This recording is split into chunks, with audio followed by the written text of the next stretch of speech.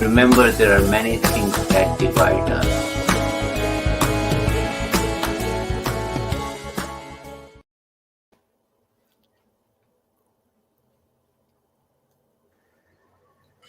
Good afternoon, ladies and gentlemen. Welcome to Lifestyle with Dr. Moby. I'm Dr. Moby, and today we have a second guest, Dr. LaTarsha Holden, with us. How are you doing, Doctor? Well, and yourself? Good. Thank you. Thank you for coming to our show. So today's show is unique. We are doing International Summit on Humanity, based in Singapore, and today is actually a great pre-show day. We could discuss and learn more about our speakers. So Dr. LaTarsha has kindly agreed to come to our show and kind of give us feedback on how it is going so far and what things she's looking forward to. So, Doctor, tell me about yourself. Well, again, thank you for having me, Dr. Moby. I am Dr. Tarsha Holden, born and raised here in Atlanta, Georgia. I am a leadership consultant and trainer and coach. So I focus on personal development, parenting, and leadership principles. My company is Holden Global Solutions. But this summit really means a lot to me. First, for my own personal story, leading a family of 7 out of Wow. out of poverty and homelessness. So 14 years ago, I was 35 years old. I had a GED, very little work history, and I was homeless in the streets of Atlanta with 6 children. Wow. And so I just started. So I definitely know the plight of those that are living in under-resourced communities, those living in poverty, and those that are struggling with different hardships. So within the last 14 years, I went from being homeless in the streets of Atlanta to running for city council in the 2017 election, from a GED to a doctorate degree in leadership studies. I became a 14-time published author. And as of last year, I became Georgia and National Mother of the Year for 2020. Wow. Wow. Excellent. Excellent. See, that is all real power and what you have shown everybody that yes, life gives you a lemon, but you can make lemonade. So very nice and very impressive resume. So also tell me a little bit about, what kind of motivates you, what kind of gets you every day and say, no, I'm going to change things, what I think that around me. Well, Nelson Mandela I once read that he said that how could he enjoy the limited freedom that he had when his sisters and brothers were not free? For me, I just know God did not deliver me out of a life of poverty and homelessness just for myself. And so being an ordained minister, I started with in-house first. I believe that ministry starts in-house before you try to go and do missions outside and outside of the home. Mhm. So that was to lead my 6 children out of poverty and homelessness, which they are now serving retired military, active duty military, college grads, authors, entrepreneurs, and in the medical field. So I'm just big on empowering and encouraging others that they have the power to change, to rewrite their story. Mhm. And that is very nice. So there is fire inside. There's something that motivates you that no, the current situation or your current things are not the best, and we have to do something about it. And answer lies within us too. Yeah. Yeah, yeah. Well, humanity, we're all tied to each other. No matter where you're from, the pain is still pain across the board, across the world. And so for me, I just, as been a servant leader, I just feel it's my duty. I'm even in a fellow now. We're about to complete my first fellow with the Black Child Development Institute, where that institute is built on breaking us or aiding Black children and families out of poverty and homelessness, systemic and structural racism. And so for me to be a part of that is also an honor. So I'm just living my life as a servant. And like I said, I started with my family, then I ran for city council. Even my books I've written over the years, everything is about servant leadership and how I can give back and serve humanity. Okay, very nice, very nice. I'm sure that is very rewarding for you as a person to feel that you have really made a difference to so many families. I mean, all around you, pretty much. You know what, it does. I think of all the awards that I've received over the years, becoming Georgia National Mother of the Year was probably the biggest award award I received. I'm Mm. just big on strong families. I Mhm. believe if the families are healthy, the communities are healthy. So I'm big on doing whatever I can to be a voice, to be an advocate, to be a humanitarian. I'll just start a nonprofit where I'll be helping single parents that are struggling with mental health and homelessness. Okay, very nice. And sad thing is with COVID and pandemic, unfortunately, this has really gone skyrocketed pretty much. So, Yeah, it definitely. I think it's a wake up call where people were asleep in their everyday lives of existing. COVID has awoken so many people to let them know it's so much more out there, but also to remind them the brevity of life. yeah, and that is so true. COVID did that. No, this status quo or this current situation where we were ignoring things and thinking that no, everything is good. Not really. I Mhm. think it has put emphasis on love, Yes. caring for your family, and so pretty much you could see that you couldn't people who were having very busy social life and everything, but Mhm. not their family life, it just cut the social life and um they put emphasis, no, that's your stay with your family, that's about that's about it. So yeah, I'm sure it was sad too, of course. We Yeah. lost a lot of life, but I think there is always a lesson to learn, and from Mhm. this for sure for years to come, this is going to bring a lot of good changes also. So also tell me about what are the future projects you have in mind. Well, like I said, I just launched through this, being a fellow at the Black Child Development Institute. I just launched. My project is in the beginning stages. We just got our incorporation, but it's titled the Single Parents Program, where the ultimate goal is to build tiny homes for homeless families. I'm big on the tiny homes. I'm a former residential contractor, Hmm. so I'm big on implementing a tiny homes community to house families. But my project is to focus on the mental health. I feel like we have a lot of treatment houses for people that are struggling with addictions, and that they can go away for a minute to get themselves together. But we don't have something outside of an institutional structure that people can still resume their lives, but also work on their mental health. And so I'm excited about this project I just put together through this fellow, and also grow my business as a trainer and facilitator, leadership consultant. So I'm just looking forward. Now, all of my kids are grown. So Oh, I'm just looking forward to lending my hands, my heart, and spirit to continue to make an impact with whomever God gives me as my sphere of influence. mhm. And I think you're bringing such an important point is that we really have to educate, and everybody, doesn't matter whichever level, and with your experience and knowledge we can really emphasize on education, building your family's kind of strengths, basic things, and then start uh, start from neighborhood and start to grow.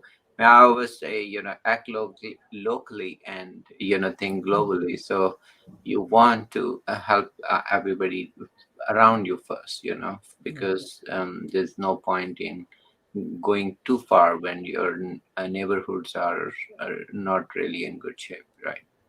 I definitely agree with you that, Dr. Mo. I my thing is first start inside those in your household, then you go outside locally, then Yeah. I'm just a strong believer, like you said, start in your backyard first, and before you just try to go across the world. And I've been making a difference, and I'm excited that God is using me. Yeah, and I think that is so true. God is really using you, people like you and us, so we can spread this good message all across and then help everybody. And so I'm so excited to see you there on the humanity seminar, and I think looking forward to hear more about. So what are other things you think we can do? I know homelessness is big, and I know the health education, is very dear to me. To a lot of communities, especially minorities, and also I would say middle and low class, even whites, and Mhm. they are not in good shape. I you know so they are pretty much that is unjust. That those communities actually need the most healthcare, most of the resources, Mhm. and then they have the least of their well-being. So do you think we can do anything for to help them? Well, even with what I'm doing first, I'm starting with the parents. I believe that we have a lot of programs out there for children, but we Hmm. don't really focus on the parent needs. Children can only grow so much if the parents are not whole and healthy. So for me, even with my for-profit business, I'm working with single parents that are in leadership, single women, single parents that are women that are in leadership positions, and then I got a nonprofit. So my thing is try to come at the families in a holistic way Hmm. that are in poverty, and just start with the basic needs, affordable housing. I am big on affordable housing. I don't think too much else, unless we get the foundation together, which is affordable housing. I think we build off of that. I mean, education, healthcare, it all stems that families have to have affordable housing in order to be productive and work on their education as well as their health and wellness needs. Yeah, and a lot of I feel that we need to get education. You know, this is so important that many times they just don't have the enough education about it. That unfortunately there are so many misinformation out there. About a lot of stuff. People trying to rip them off. Mhm. So this is sad. I mean, I practice both, in the city as well as suburbs.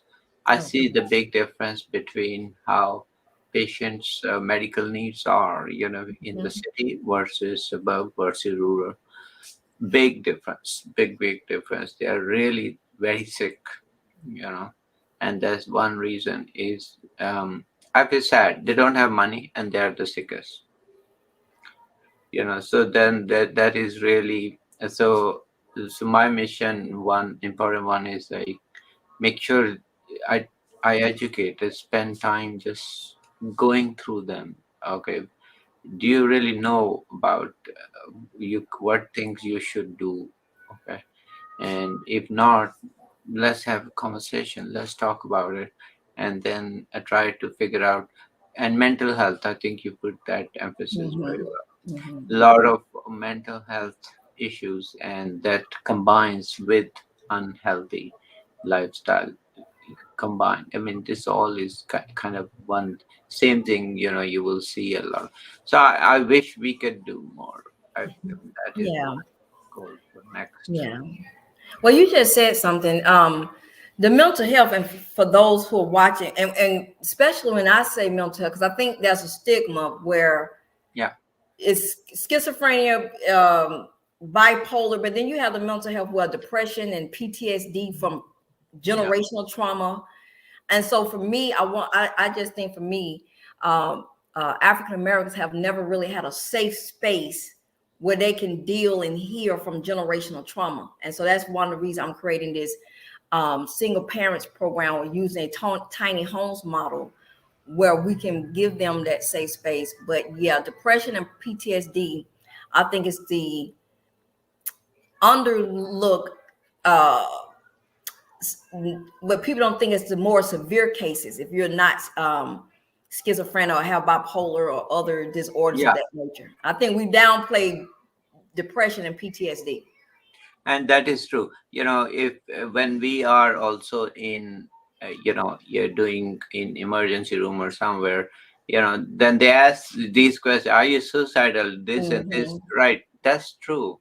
Those are good questions to ask, but there is a big area between reaching to that level and Yes. then, and you're absolutely right, there is that is tip of the iceberg, in my opinion, or the Mhm.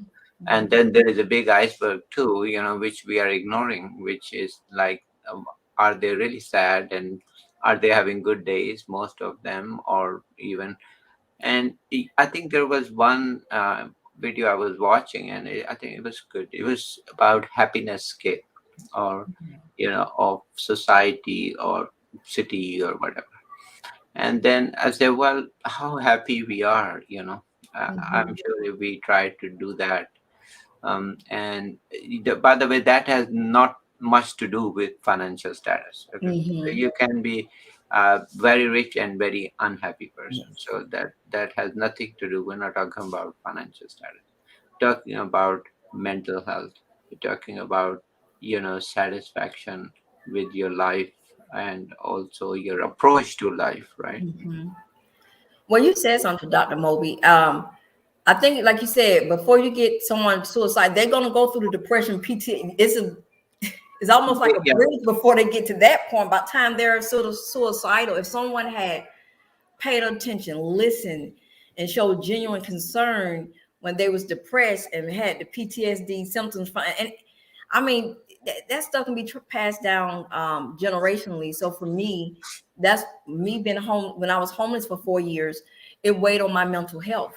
Um, I often pose the question, what happens when your struggles outlast your strength? And so for me, being homeless for 4 years, I checked myself into a mental hospital because the weight of keeping 6 children from the school to prison pipeline, from drugs and gangs, the street life was just so much on me. And then I was a full-time student. So I definitely understand the mental health strain of when a family is in poverty or going through life struggles. And I also understand the power of the mental shift as well. But I'm really proud of what you did, with very limited resources, Mhm. and you did not give up. And also, being, you said you were homeless at one point, and then also a student and of studying yourself, so you didn't give up on all. I mean, wow, you are superwoman. I wanted to, Dr. Moby. I did. I get myself into a hospital and they kept me for a week for observation. And I think maybe because I guess I could say brave enough to go admit, hey, this is too much for me.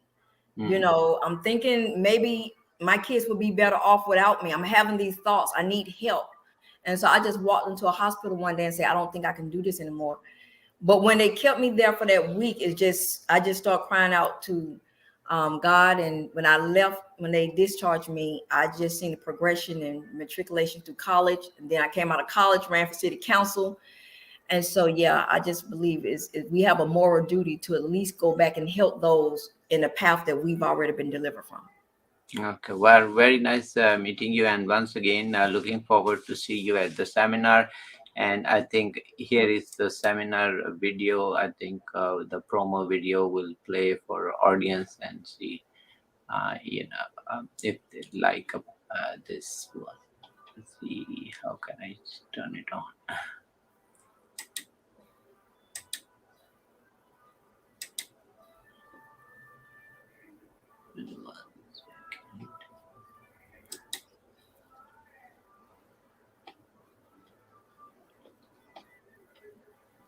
But there is only one humanity that unites us. Whether a child across the globe is getting enough protection, food, and whether basic needs are met. Other fellow human beings, whether they are in our neighborhood or in our town, in country, across the globe.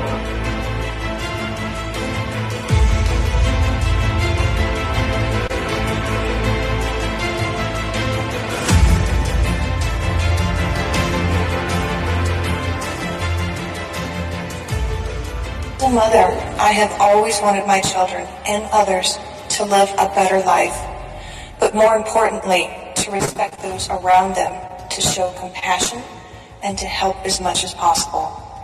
This is how I see humanity being restored, through our own actions and our children's.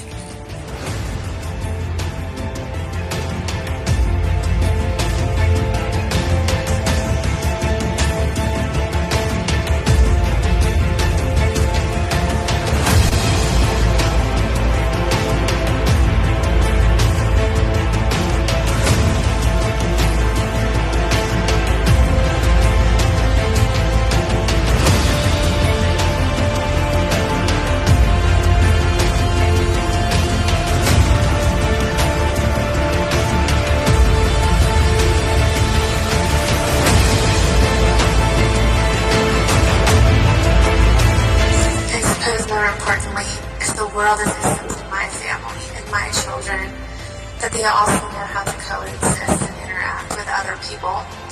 That it doesn't matter who and what our socioeconomic backgrounds and lifestyle experiences are, that they know and embrace that each and every person on this planet has value and worth, especially them.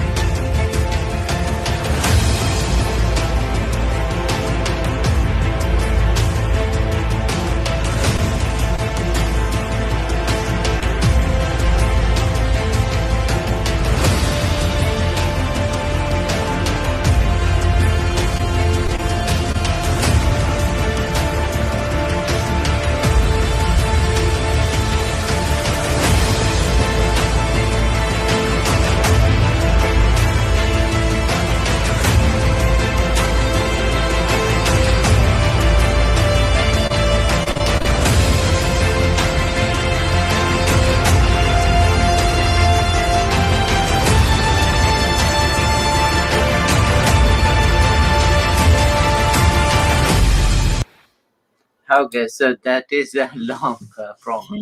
Okay, so tell me a little bit, any of those final messages you would like to be conveyed in the pre-show. I know you'll have your message there, right? Well, I just want to just say that we really are stronger together. There's no one person can do it all. And I'm just trying to, as Mother Teresa said, throw my pebble across the lake. And if I cause a ripple, then I've done my job. So I'm just trying to be a part of the ripple effect.